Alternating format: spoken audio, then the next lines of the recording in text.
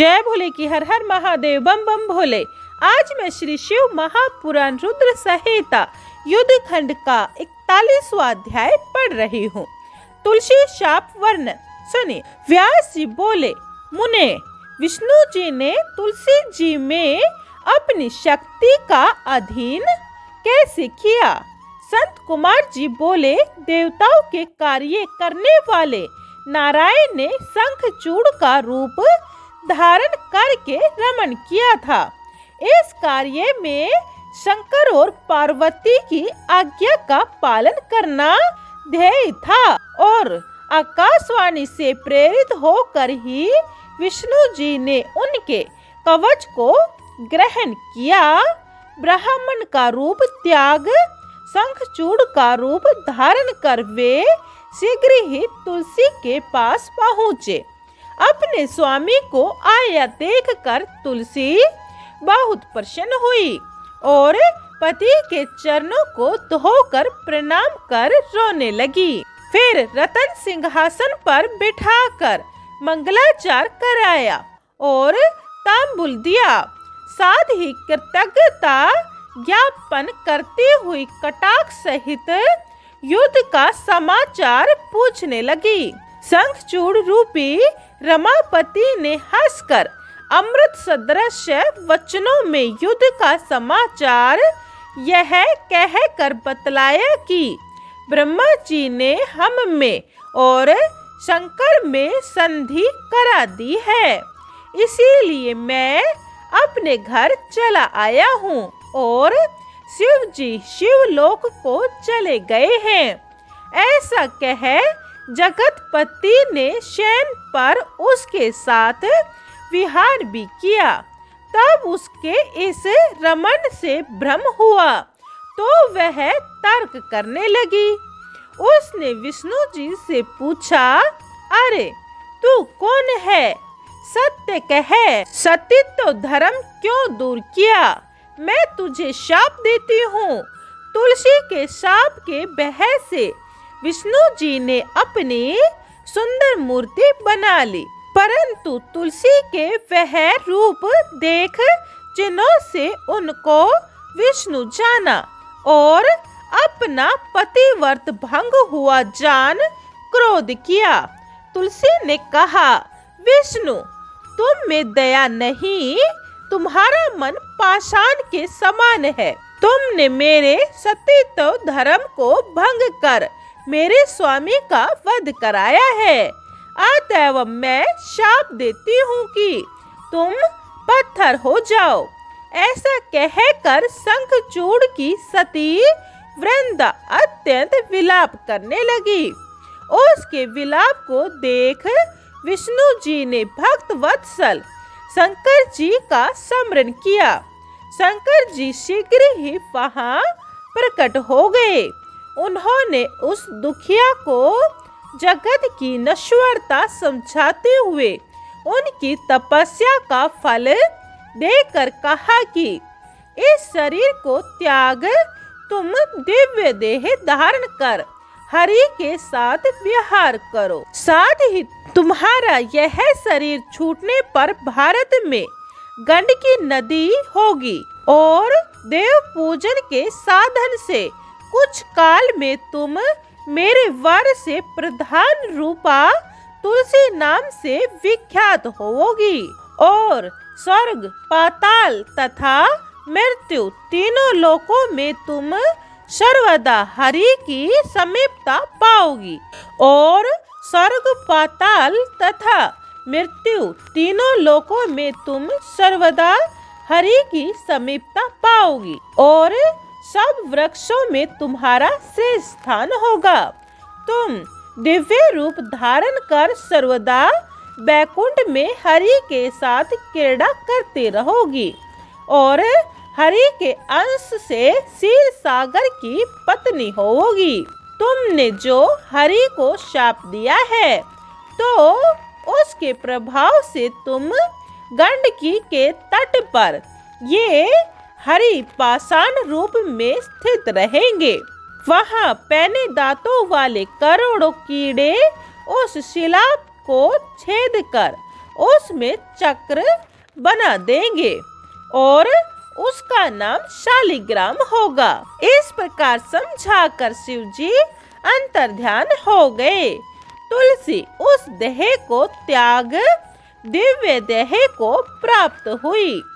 कमलापति उसके साथ बैकुंठ को गए और वह दंडकी नदी होकर बह चली। विष्णु जी उनके तट पर पत्थर हो गए। 41वां अध्याय समाप्तम। जय भोले की। 42वां अध्याय हिरण्याक्ष वध।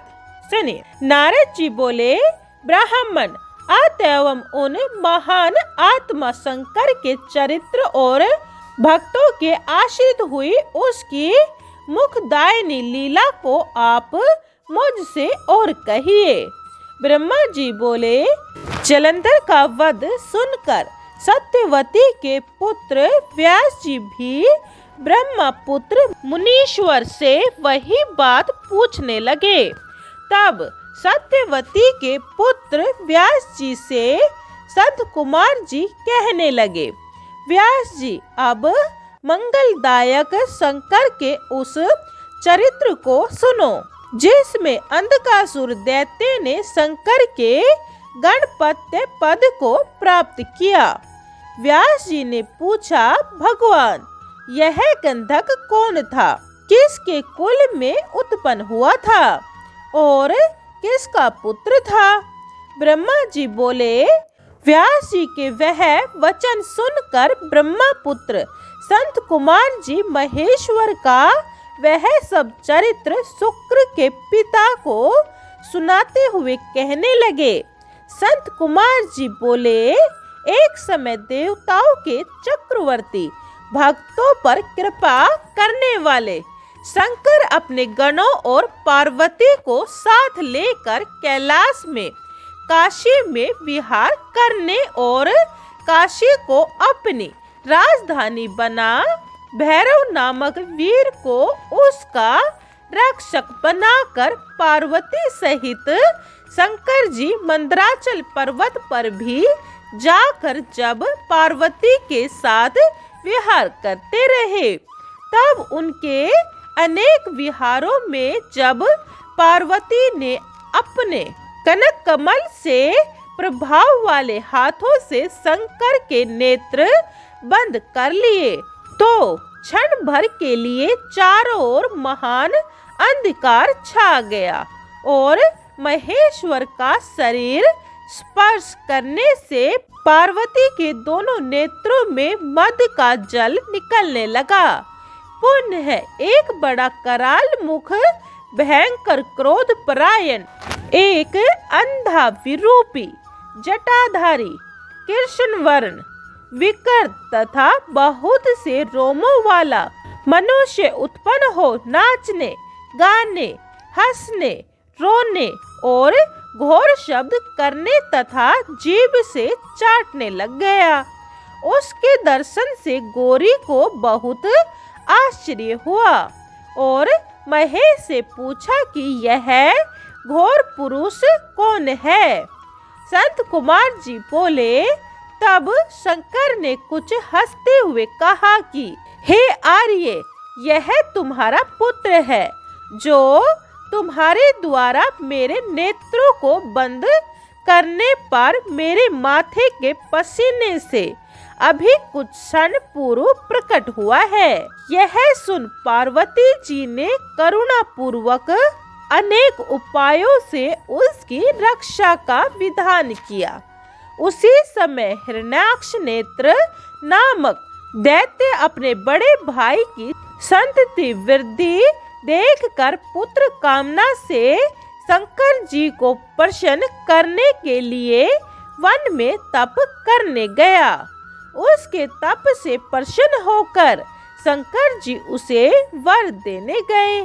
उन्होंने कहा, मुझे वीर्यवान पुत्र दीजिए। शिवजी ने तथास्तु कह उसे पुत्र प्राप्ति का वर दिया और कहा, मेरा अंधक नामक पुत्र मेरे ही समान बलवान है।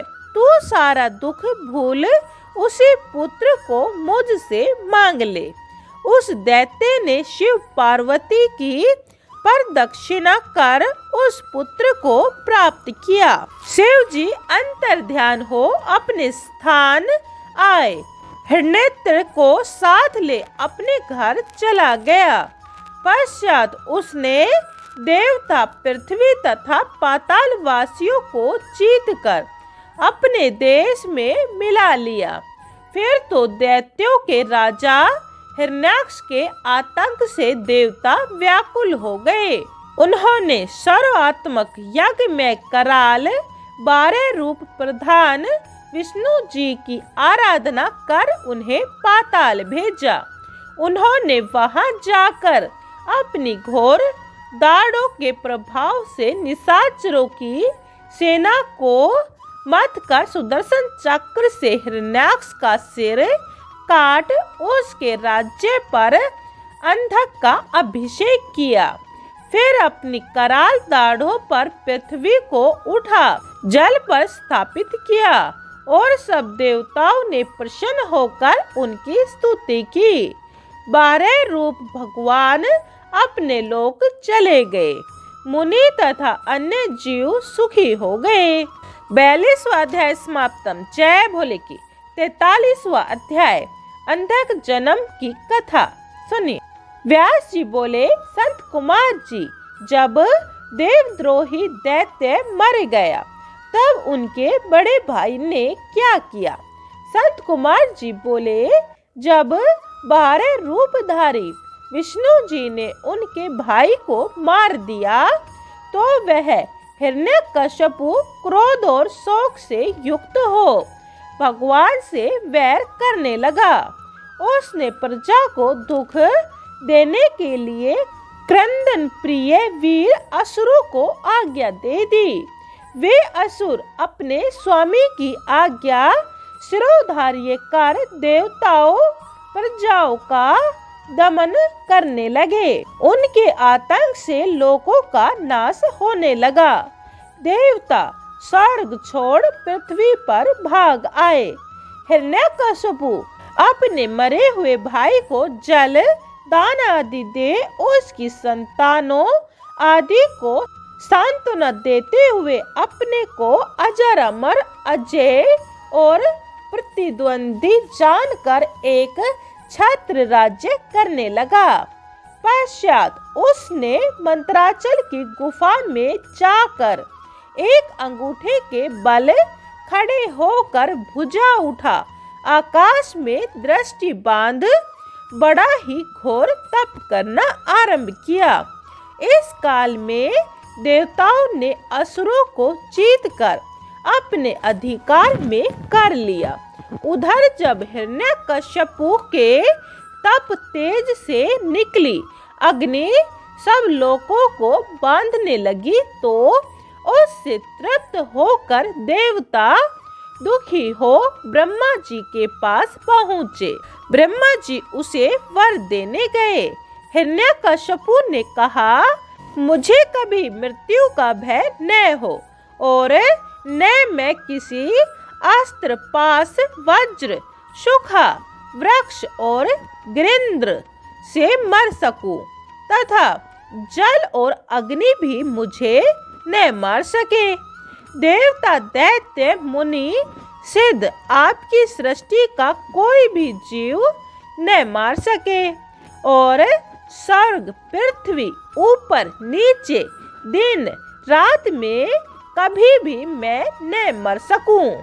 संत कुमार जी कहते हैं, दैत्य के ऐसे वचन सुनकर ब्रह्मा जी ने प्रसन्न हो तथास्तु कहकर उसे वह सभी वर देकर तब से उठा 40,000 वर्ष तक राज्य करने के लिए असुराधिप बना दिया।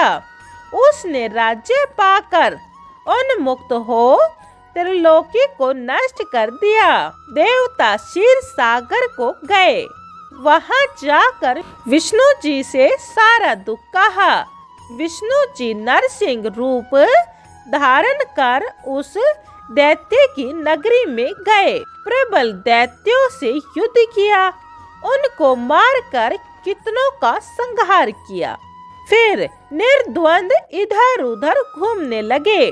पुत्र प्रहलाद ने अपने पिता से उन जगन में की बड़ी प्रशंसा की और कहा कि आप इनकी शरण जाइए। इस पर इस दैत्य ने पुत्र को दुरात्मा कहा और अपने वीर दैत्यों को नरसिंह को पकड़ लाने की आज्ञा दी, परंतु वे दैत्य उसके समीप जाते ही ऐसे दग्ध हो गए जैसे अग्नि के समीप जाने से पतंग दग्ध हो जाते हैं। उसके गद हो जाने से दैत्यराज स्वयं नरसिंह से युद्ध करने गया। बड़ा युद्ध किया, परंतु नरसिंह जी के आगे उसकी एक न चली और उन्होंने उसको पकड़ अपनी जंघाओं पर रख उसके मर्म स्थानों को अपने नखों से विदीर्ण कर उसके सब अंग चूर्ण कर दिए। प्रहलाद को बुला उसके पिता के राज्य पर उसे अभिषेक कर दिया। तब देवता प्रसन्न हो गए। विष्णु जी अपने लोक को चले गए। 43वां अध्याय समाप्तम। जय भोले की। 44वां अध्याय अंधक की अंधता अगली वीडियो में सुने। जय भोले की। हर हर महादेव। बम बम भोले। अगर आपको हमारी वीडियो पसंद आई हो तो लाइक शेयर और सब्सक्राइब जरूर करें। कमेंट में जय भोले की लिखें। जय भोले की।